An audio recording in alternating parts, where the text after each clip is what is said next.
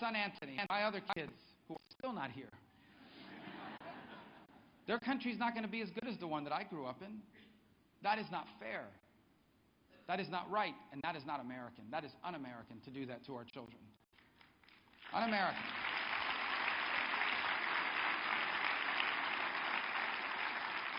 Some people say, well, that's an exaggeration. Things aren't really that bad. They're not going in the bad direction.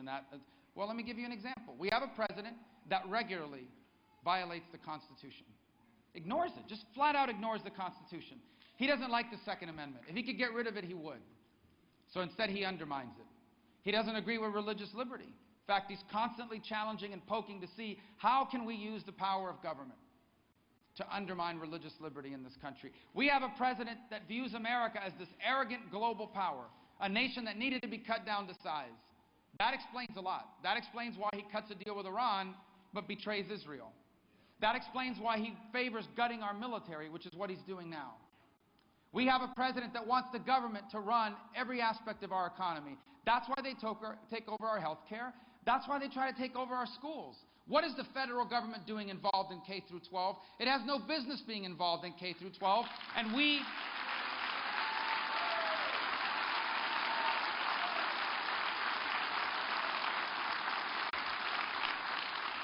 cannot elect a president. We cannot elect a president that is a strong supporter of Common Core, trying to ram it down our throats. We cannot have that.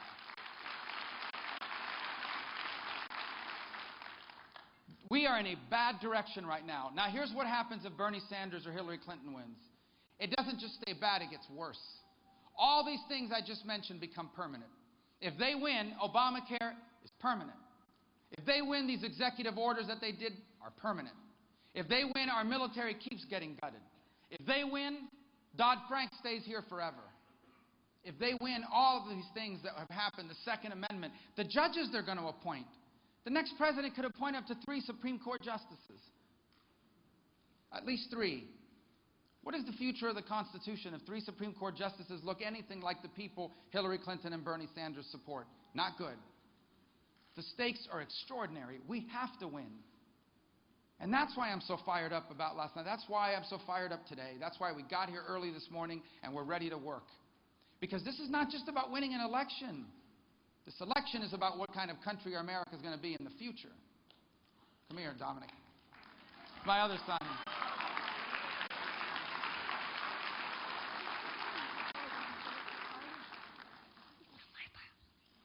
What? I wanted to catch what they were saying. I still have 2 more back there somewhere, but this election's about that, what kind of country we're going to leave for them. So here's what we need to do instead. We need to win. And we don't just need to win to win. We need to win so we can change this direction and re-embrace the things that made us special. What does that look like? Here's what it looks like. Number 1, you have a president that when they take the oath of office actually means it. That when you put your hand on the Bible and you say, I swear to uphold and protect and defend the Constitution, you're actually going to do it. I will, unlike Barack Obama.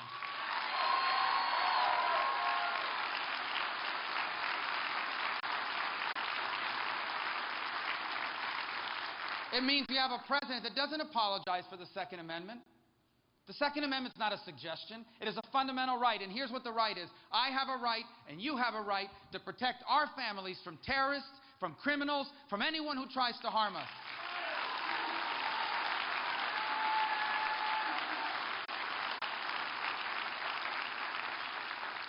We need a president that says, yes, I believe that all human life is sacred. I believe that all human life is worthy of the protection of our laws. And we need a candidate that says, why are you asking Hillary Clinton why she is a radical on abortion? She's the radical. She does not believe that there should be any abortion in America that's illegal. On the day the child is due, she believes it should be legal. She supports partial birth abortion, which is a gruesome procedure. That's already been banned in this country. She calls it a fundamental right. I can't wait to expose what a group of extremists the Democratic Party has become on the issue of life.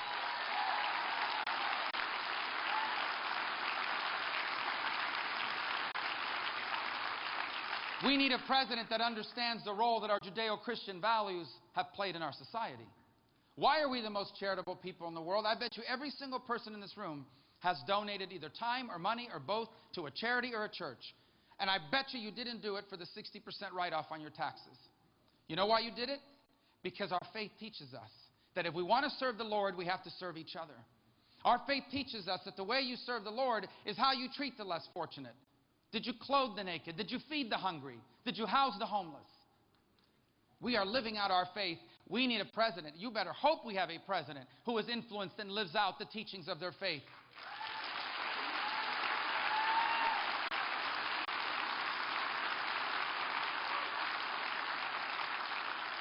We need a president that believes in free enterprise.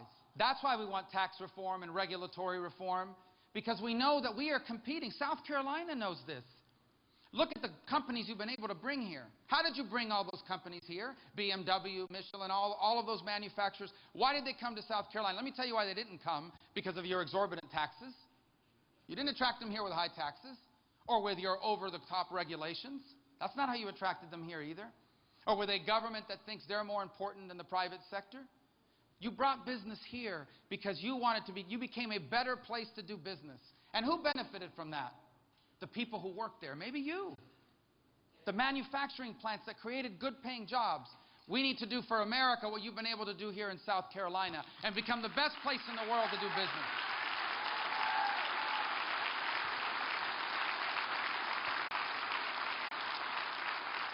We need a president that gets rid of Obamacare. Not just talks about getting rid of Obamacare, actually does something about it. I'm the only one running for president that has ever done anything against Obamacare meaningful. Not a speech, wasn't like a 22-hour speech. It was actually something that we did. And I did it without a press conference. I did it without fanfare. We led the effort and we wiped out the bailout fund that's in Obamacare. That we're going to use $2 billion of your money to bail out private insurance companies. And we got rid of it. And you know what we're going to do when I'm president? We're going to get rid of the rest of Obamacare, and we're going to put you in charge of your health insurance.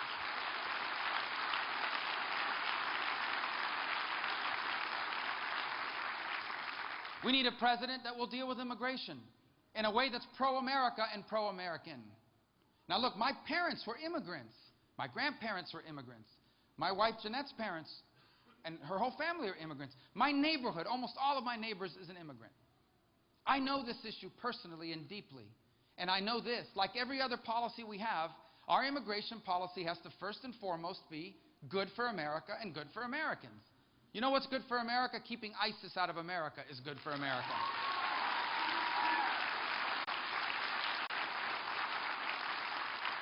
When I'm president, if we don't know who you are or why you're coming, you are not getting into the United States, period.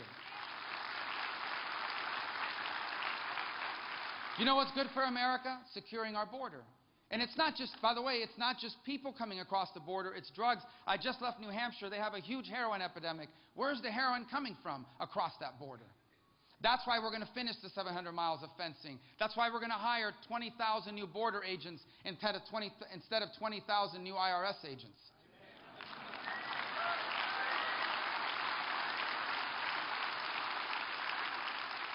And until that happens, nothing else happens.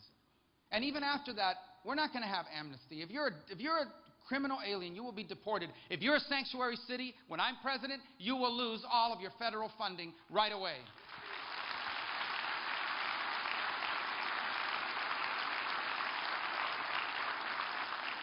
And you know what we really can't afford any longer? A president that apologizes for America. Apologizes for America.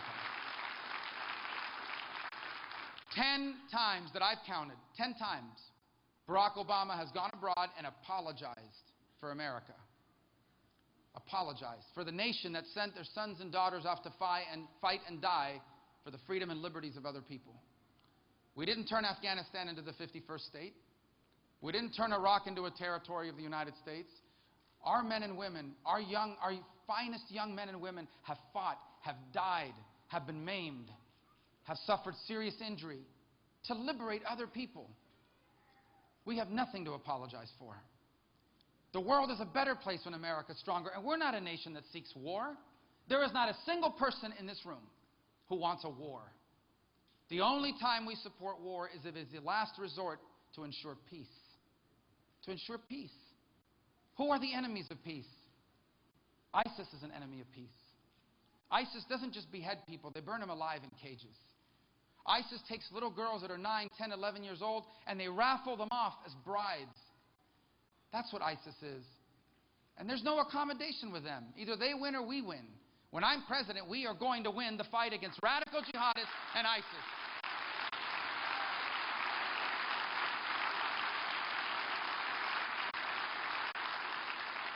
Our intelligence agencies are going to tell us where they are. And our rebuilt military is going to destroy them. And let me tell you, if we capture one of these terrorists alive, here's what they're not going to get. They're not going to get a lawyer. They're not going to be told you have a right to remain silent. You're not going to see them in some courtroom in Manhattan. If we get one of these killers alive, you know where they're going? To Guantanamo Bay, Cuba.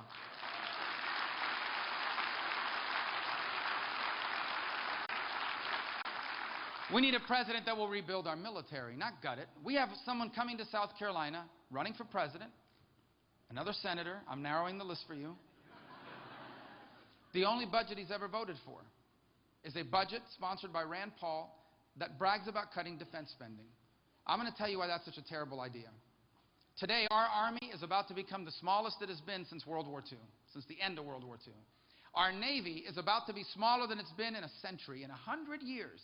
We are about to have the smallest Navy in 100 years.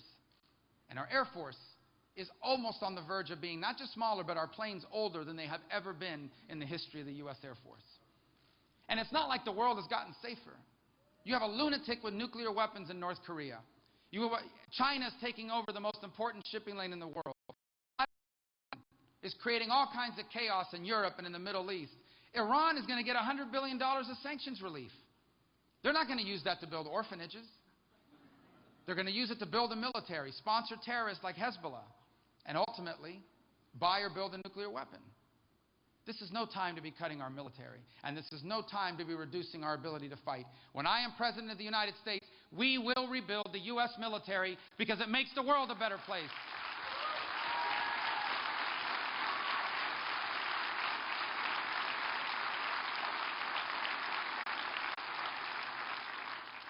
We need a president that reaffirms to the world whose side we're on in the Middle East. You know whose side we're on? We are on Israel's side. They are our allies.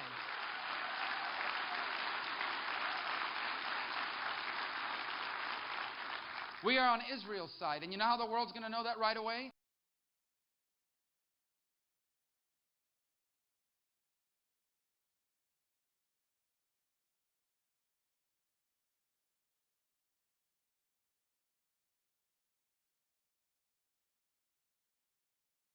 Because as soon as I walk into the Oval Office, I am going to cancel Barack Obama's deal with Iran. Canceled.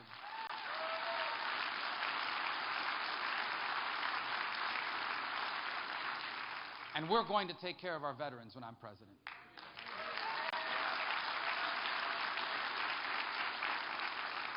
I've been doing this a lot. I want to do it again here.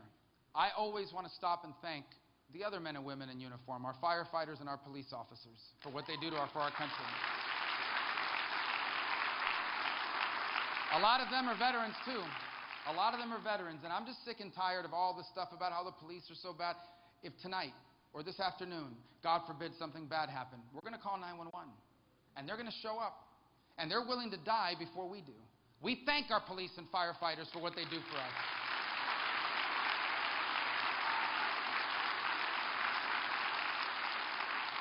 And we thank our veterans because what we're doing to them now in this country is immoral. It's un-American. It's un-American what we're doing to our veterans. My brother's a veteran. He served as a Green Beret in the 7th Special Forces from 1968 to 1971. He jumped out of an airplane on a practice jump, landed wrong, knocked out his front teeth. And has spent, every 5 or 10 years has to go get dental care. And it's always a hassle at the VA. How do we know what happened in the Army? Well, it's the only time I ever jumped out of a plane. And his brothers, I can try to help him as a senator, as I would any constituent. Why do people have to go through this after everything they've done for us? Why is it so hard? It shouldn't be, and it won't be when I'm president. I'm proud we've already done something on this. It was impossible to fire an executive at the VA until I passed a law that made it possible to fire an executive at the VA.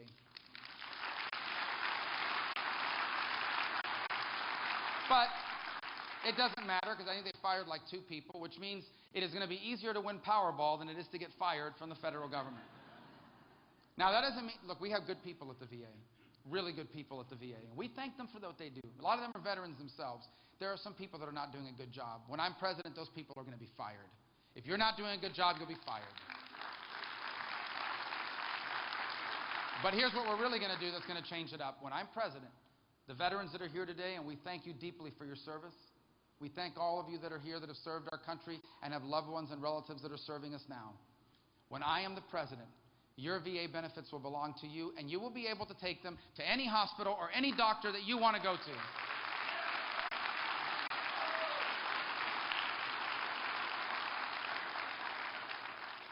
How long does it take to tie a shoe, man?